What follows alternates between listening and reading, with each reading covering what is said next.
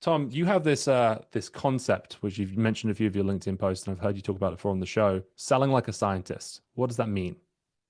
Yeah, so I think most people have heard some sort of terminology. Sales is part art and part science. And I think in today's show, we're going to be focusing more on the science part. And so if you were a science, I'm not a scientist in real life, but if I was, what would I do? I would come up with an idea, right? I'd have a hypothesis to run an experiment and see if that's going to be true or false and put together my variables. I run my tests, and if it works out great, then great. If not, I go back to the drawing board, I learn from it, I change some of the variables, I run it again, and then I run it again, and I run it again.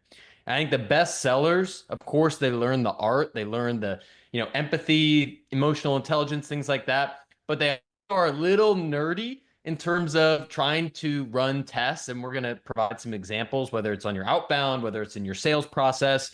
But your sales game can't get stagnant. So you want to identify where's the bottleneck in my process? Where am I not as successful as I could be? Or is my team not as successful as they could be? And try different things to fix it. And that's where you can see some explosive growth. So I think the best people are always wanting to test and actually track the results.